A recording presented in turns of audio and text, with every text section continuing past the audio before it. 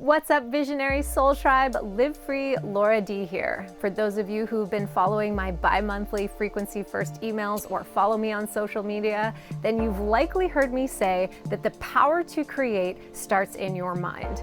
And when you learn how to embody the visionary archetype and you learn how to hold an inner vision in your mind's eye of a future reality that you're calling towards you, and you learn how to resonate at the frequency of it, which means that you're resonating at the emotions that this inner vision stirs within you. It's these elevated emotions like excitement, passion, joy, inspiration, maybe freedom, and even love.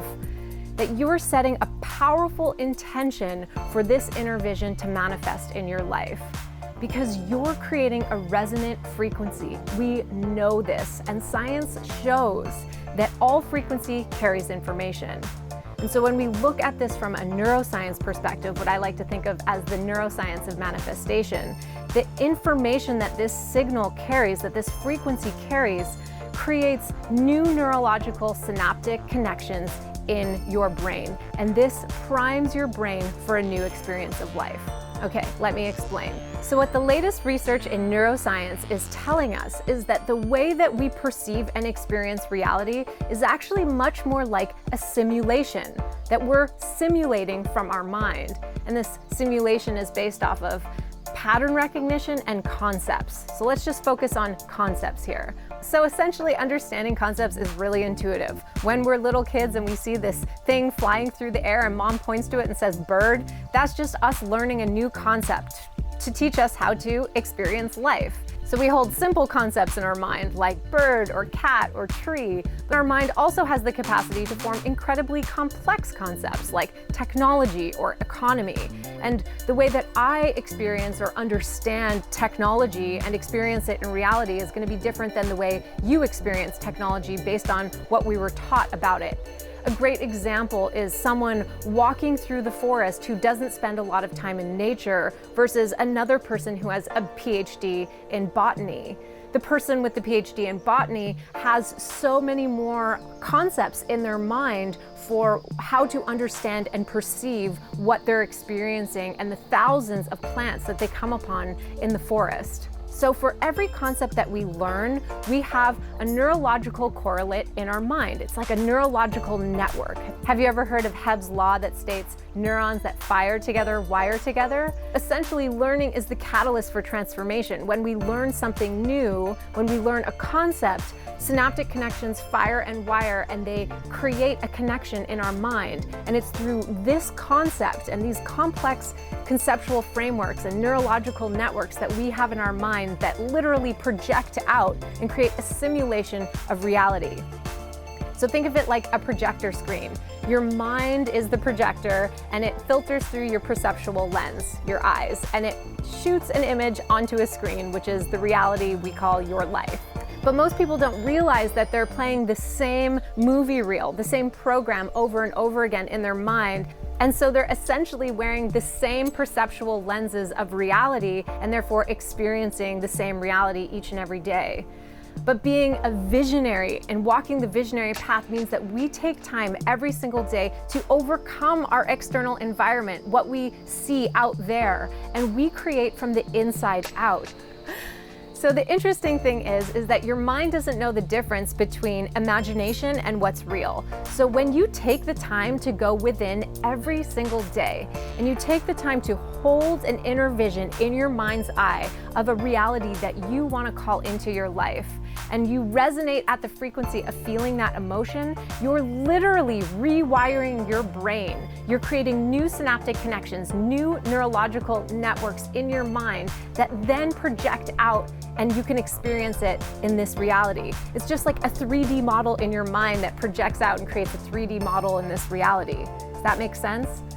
So has it ever happened to you where you've never seen a kind of car before or heard a specific word or heard a kind of concept, and then that same day or the next day you come across that same kind of car or someone else says that same word, or you read or come across the same concept that someone else had just pointed out to you? Well, this is a really interesting phenomenon, and it just shows us that These things exist in our reality, but until we have a concept for it, until we learn the information, and this is why information catalyzes transformation and is the precursor to experience, is because we need to have a conceptual framework in our mind before we experience it. Intention is a very important part of the equation here. When we hold an inner vision in our mind and we're feeling it in our hearts, we're intending that experience into reality.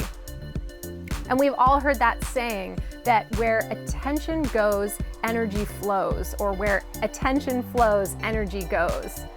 And this is so crucial to understand, because if we choose and we use our intention to place our attention on things like miracles, synchronicity, on magic, on divine alignment in our lives, then we place our attention on these things becoming more of a reality for us. If we focus on how easy things come together and show up in our lives without any effort, this will become more of a reality for us. On the other hand of the spectrum, if we focus all of our attention on fear and struggle and hardship and how hard life is, you're building more and more of those synaptic connections in your brain, which essentially like hardwires your brain into perceiving reality in a certain way.